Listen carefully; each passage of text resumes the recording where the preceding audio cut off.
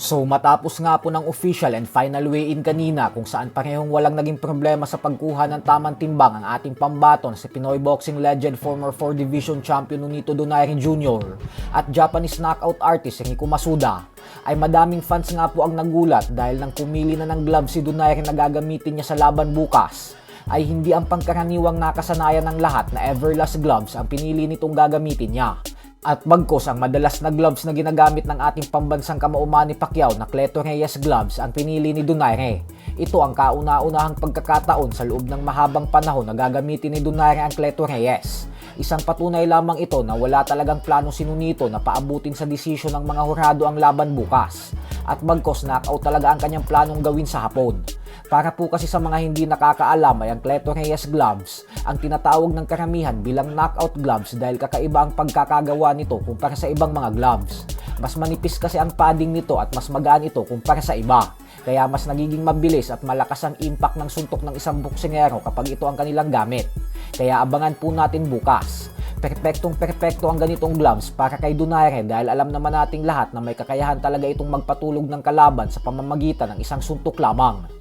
Samantala, sinabi naman po ni Donaire na buong-buo mano ang kanyang tiwala sa team niya ngayon. Wala daw siyang limitasyon kaya kumbinsido siya sa kanyang sarili na kaya niyang ma-accomplish ang lahat. Kaya suportahan at ipagdasal po natin si Donaire na magtagumpay sa laban niya kay Masuda. Nang sa ganun ay magkaroon siya ng pagkakataon na makabawi at makipag-rematch sa huling tumalo sa kanya na si WBA Bantamweight World Champion Seiya Tsutsumi. At higit sa lahat upang maging World Champion ulit siya. Sa kabilang banda naman mga idol ay isang magandang balita nga po para sa ating mga Pinoy boxing fans. Ito po ay dahil bagamat hindi pa man lumalaban sa 135-pound lightweight division ang former WBC featherweight champion Mark Magnifico Magsayo, ay agad na itong nilagay ng International Boxing Federation at World Boxing Organization sa world rankings ng kani-kanilang mga organisasyon. Nilagay na po kasi ng IBF si Magsayo bilang number 5 world ranked lightweight contender, habang ang WBO naman ay nilagay siya sa ika-11 pwesto.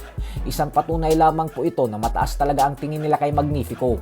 Subalit ganun pa man nga po, ang problema naman dito ay baka hindi rin mapakinabangan ni Magsayo ang kanyang world ranking sa IBF at WBO dahil ang bago niyang promoter na si Dana White at Turki Alasik ng Sufa Boxing ay ayaw makipagtrabaho sa ibang mga sanctioning bodies. At bagkos ang Daring Magazine belt at Sufa Boxing belt lang ang kinikilala nila bilang world title belt.